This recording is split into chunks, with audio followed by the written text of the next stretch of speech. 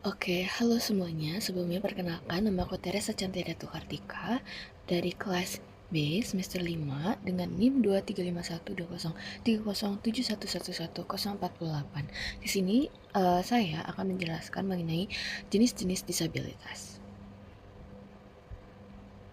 Oke, jadi apa aja sih jenis-jenis disabilitas yang bakal dibahas? Yang pertama ada ADHD, gifted atau yang berbakat, tunadaksa, tunarungu, tunawicara, autism, tunalaras, learning disabilities, dan tunanetra. Yang pertama adalah ADHD. Secara umum, ADHD adalah gangguan perkembangan dan neurologis. Karakteristik utamanya adalah adanya gangguan pada pengendalian diri, atensi atau perhatian, hiperaktivitas, dan impulsivitas. Lalu selanjutnya adalah karakteristik kunci. ADHD memiliki 3 tipe utama, ada inattentive, hyperactive impulsif, dan combine atau gabungan dari kedua karakteristik tersebut. Kalau untuk inattentive, yaitu dia sulit fokus dan memperhatikan detail, mudah terdistraksi dan lupa, sulit mengorganisir tugas. Lalu selanjutnya untuk hyperactive impulsif, yang pertama ada hiperaktivitas. Dia tidak bisa duduk diam atau pasti selalu bergerak. Lalu selanjutnya untuk impulsivitas, yaitu sulit menunggu giliran, sering menginterupsi, dan menjawab sebelum pertanyaan selesai. Selanjutnya ada karakteristik inti. Nah, di balik gejala tersebut ada dua masalah inti nih. Yang pertama ada gangguan fungsi eksekutif atau kesulitan dalam mengarahkan diri sendiri. Hal tersebut pasti akan berdampak pada working memory atau menyimpan info untuk bertindak, inner speech atau bicara pada diri sendiri untuk solusi, dan kontrol emosi, itu mereka terlalu reaktif. Lalu selanjutnya ada deficit behavioral inhibition atau penghambatan perilaku. Ini merupakan kesulitan fundamental untuk menahan respon, keinginan, atau tingkah laku.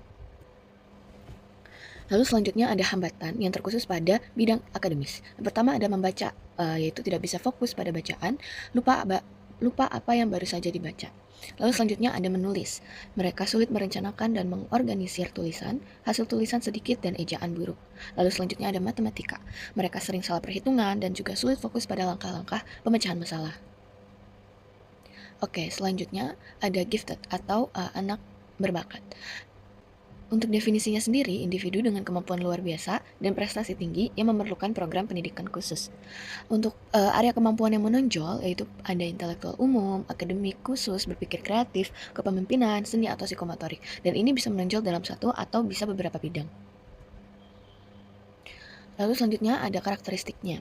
Yang pertama ada kognitif dan akademik, mereka dapat menyerap informasi dengan sangat cepat, memori atau daya ingat mereka yang kuat, rasa ingin tahu yang besar, kosakata luas, dan kemampuan bahasa yang tinggi sejak dini.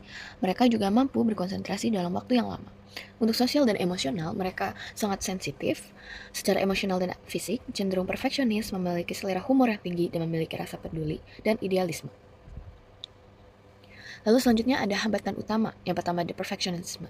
Mereka menetapkan standar yang sangat tinggi untuk diri sendiri yang pada akhirnya dapat menimbulkan stres pada diri mereka. Lalu selanjutnya ada kebosanan belajar. Materi sekolah reguler mungkin terlalu mudah sehingga menyebabkan kebosanan. Lalu selanjutnya ada non-conformist, yaitu cenderung tidak mau mengikuti aturan dan sering mempertanyakan otoritas. Lalu selanjutnya masalah sosial. Mereka rentan menjadi korban bullying atau justru bisa menjadi pelaku bullying. Lalu selanjutnya cenderung menjauh dari kelompok seusianya karena minat atau kemampuan yang berbeda.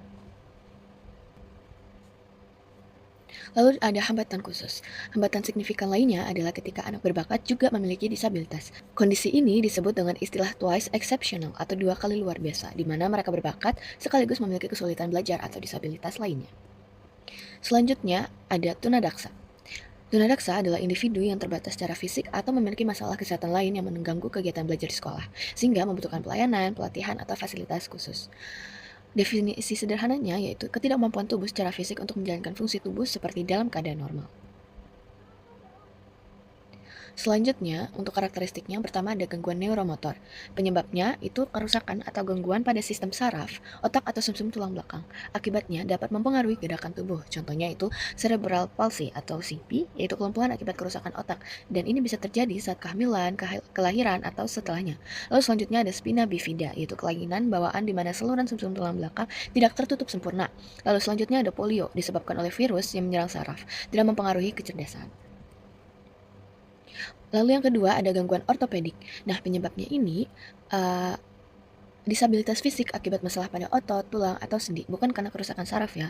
Untuk akibatnya itu bisa berakibat pada gangguan pada gerakan, yaitu sulit duduk, berjalan, atau menggunakan tangan. Tapi IQ tidak terpengaruh. Contoh, ada muscular dystrophy, kelemahan otot progresif yang bersifat genetis atau turunan. Lalu selanjutnya ada skoliosis bawaan, yaitu kelainan lekukan tulang belakang, bengkok samping. Anggota tubuh tidak lengkap seperti akibat bawaan lahir, kecelakaan, atau amputasi. Lalu selanjutnya ada gangguan lain. Nah, definisinya yaitu kondisi kesehatan lain yang dapat membatasi kemampuan fisik dan partisipasi anak. Contohnya seperti asma atau hemofilia. Asma yaitu gangguan sistem pernafasan kronis dan hemofilia yaitu kelainan genetis yang menyebabkan darah sulit membeku. Hambatan yang dialami yang pertama di biologis, mereka terganggu pada fungsi sensoris, terganggu pada fungsi metabolisme, sirkulasi darah, dan pernafasan, dan juga refleks dan pengaturan gerak tubuh. Lalu untuk psikologis, mereka mengalami stres akibat kondisi fisik, proses adaptasi, dan reaksi sosial. Mereka juga memiliki beban pikiran akibat proses pengobatan yang panjang dan masalah kepercayaan diri dan konsep diri. Lalu untuk sosial, mereka kesulitan dalam penyesuaian diri dan interaksi sosial, terganggunya partisipasi dalam aktivitas atau seperti sekolah, bermain, atau olahraga. Lalu resiko tertinggal pelajaran akibat sering absen untuk pengobatan.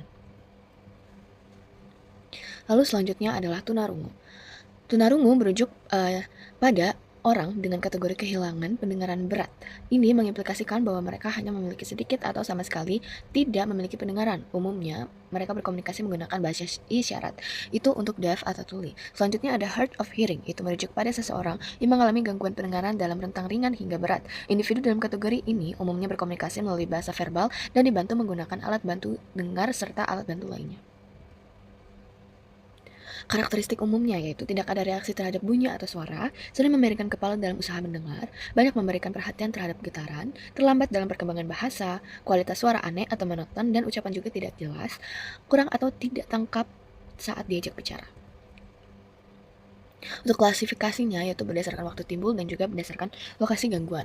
Untuk berdasarkan waktu timbul, yang pertama ada congenital atau tuli sejak lahir, adventitious tuli beberapa saat setelah lahir, prelingual yaitu tuli sebelum kemampuan bicara dan bahasa berkembang, lalu dan terakhir ada postlingual yaitu tuli setelah kemampuan bicara dan bahasa berkembang. Lalu selanjutnya berdasarkan lokasi gangguan ada konduktif yaitu gangguan di telinga luar atau tengah, sensori neural atau gangguan di telinga bagian dalam, dan mix yaitu kombinasi keduanya. Untuk hambatan dibagi menjadi 4, ada ringan, sedang, berat, dan sangat berat. Untuk ringan itu berdasarkan level dB yaitu 26-40 dB. Nah, mereka kesulitan mendengar ucapan yang samar atau jauh, mulai sulit mengikuti diskusi kelas. Lalu selanjutnya untuk sedang itu mulai di 41-55 dB. Mereka hanya mendengar percakapan jarak dekat. Aktivitas kelompok menjadi tantangan. Lalu selanjutnya untuk berat, itu mulai di 71-90 dB. Tidak dapat mendengar percakapan kecuali sangat keras dan tidak mengenali banyak kata.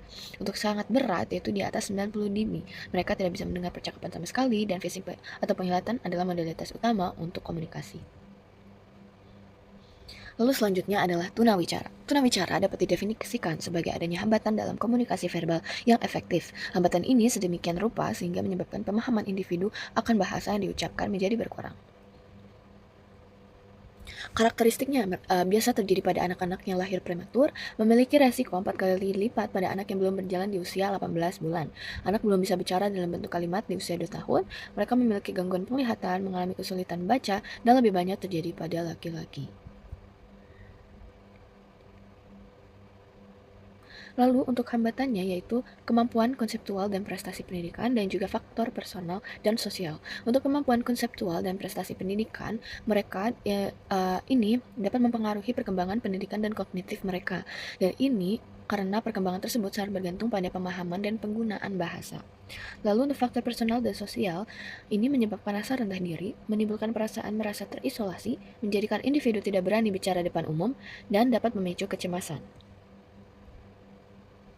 Lalu selanjutnya ada autism. Autism Spectrum Disorder atau ASD yang juga dikenal sebagai Pervasive Developmental Disorder didefinisikan sebagai hambatan atau gangguan dalam komunikasi dan interaksi sosial. Selain itu, ASD juga ditandai dengan adanya pola perilaku, minat, atau aktivitas yang terbatas dan berulang, sesuai dengan kriteria DSM-5. Gangguan ini diketahui terjadi pada periode awal perkembangan dan merupakan sebuah gangguan perkembangan otak atau neurodevelopment. Hambatan utamanya terlihat dalam 3 area, yaitu gangguan interaksi sosial dan gangguan komunikasi. Untuk interaksi sosial ada hambatan nonverbal, yaitu kesulitan dalam perilaku nonverbal seperti kontak mata, ekspresi wajah, dan gestur tubuh. Lalu selanjutnya ada hubungan teman sebaya, itu tidak bermain dengan teman seumurnya secara wajar. Lalu selanjutnya ada berbagi minat, itu mereka tidak berbagi kesenangan atau minat dengan orang lain, misal tidak memamerkan mainan mereka. Lalu untuk timbal balik sosial, kurangnya interaksi timbal balik dan lebih senang bermain sendiri. Ada 3 ya teman-teman, ada aloof atau menyendiri, pasif, dan out aktif namun kurang pemahaman. Lalu untuk gangguan komunikasi, ada keterlambatan bicara yaitu terlambat atau sama sekali belum dapat berbicara tanpa usaha kompensasi nonverbal. Lalu selanjutnya ada memulai percakapan, kesulitan memulai atau mempertahankan komunikasi 2 arah. Bahasa repetitif yaitu penggunaan bahasa yang kaku, berulang, atau tidak dapat dimengerti. Lalu selanjutnya ada bermain, tidak ada variasi bermain, pura-pura atau pretend play atau meniru yang spontan. Selanjutnya, ada pola perilaku, minat, dan aktivitas. Nah, yang pertama ada minat terbatas, yaitu minat yang sangat terbatas, kaku, dan abnormal dalam hal intensitas atau fokusnya. Lalu yang kedua, kaku pada ritual, yaitu keterikatan yang kaku pada rutinitas atau ritual spesifik yang tidak fungsional. Yang ketiga, gerakan stereotipik atau gerakan motorik yang berulang. Lalu yang keempat, preokupasi atau minat berlebih, hanya pada bagian dari suatu objek. Lalu selanjutnya ada tuna laras. Ini anak yang memiliki masalah sosial interpersonal dengan orang lain dan masalah intrapersonal dalam diri sendiri yang ekstrim. Karakteristik utamanya ada 2, yaitu externalizing behavior atau perilaku eksternal. Tingkah laku yang melibatkan sikap melawan atau menentang orang lain. Ini adalah tipe yang paling banyak dialami. Contohnya seperti agresif, mengacau, merusak, berkelahi, dan tidak patuh. Lalu selanjutnya internalizing behavior atau perilaku internal, yaitu perilaku yang melibatkan konflik mental atau emosional di dalam diri. Contoh kecemasan, depresi, menarik diri, dan terlalu sensitif.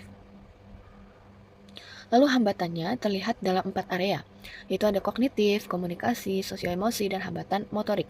Yang untuk kognitif terjadi ketidaksesuaian antara usia mental dengan usia kronologis. Untuk komunikasi, mengalami kekurangan kontak dengan dunia luar, dan untuk kasus berat, mereka tidak mampu berkomunikasi. Lalu untuk sosial emosi menunjukkan perilaku sosial yang menyimpang, sering gagal di sekolah, dan cenderung menarik diri dari lingkungan sosial. Lalu selanjutnya untuk motorik, hambatan ini biasanya hanya terjadi pada tuna laras yang berat dengan gejala serius. Lalu ada disabilitas intelektual. Secara terminologi, istilah disabilitas intelektual digunakan untuk menggantikan istilah yang sebelumnya dipakai, yaitu retardasi mental.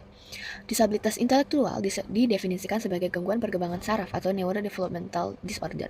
Nah, waktu terjadinya ini biasa terjadi selama periode perkembangan, yaitu masa anak-anak. Aspek utamanya meliputi defisit pada fungsi intelektual dan fungsi adaptif. Nah, untuk area fungsi adaptif seperti konseptual, sosial, dan praktis.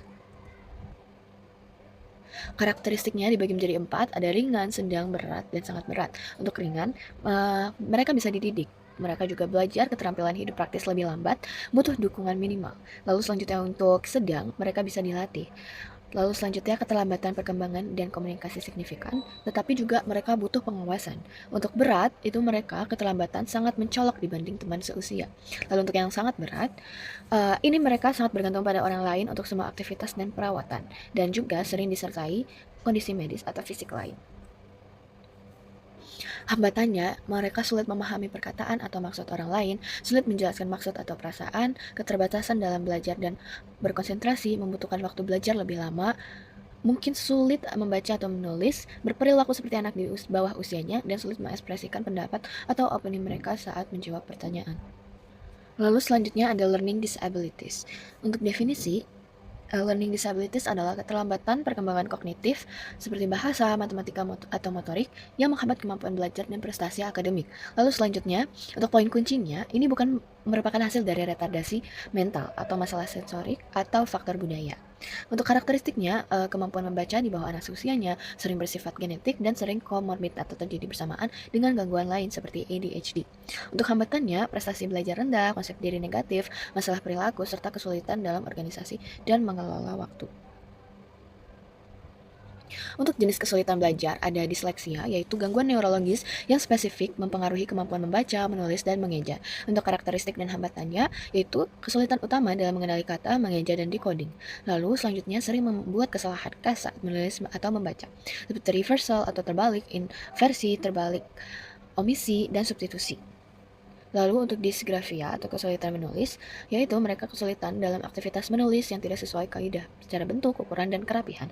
Karakteristik dan hambatannya, mereka sulit menulis huruf dan angka, sulit merencanakan dan mengorganisasi tulisan, sering bingung huruf besar dan kecil. Lalu yang ketiga ada diskalkulia atau kesulitan berhitung.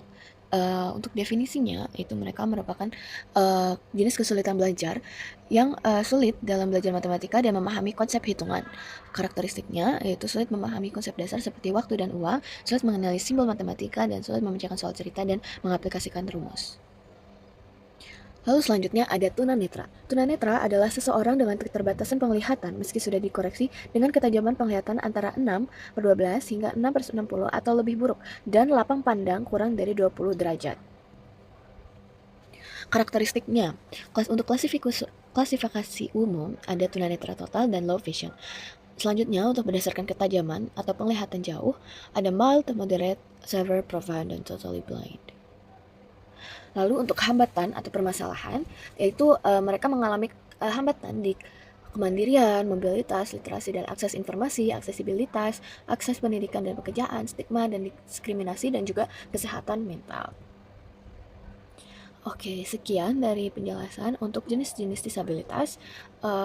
Maaf apabila ada kekurangan dan masih ada yang perlu diperbaiki. Sekian dan terima kasih.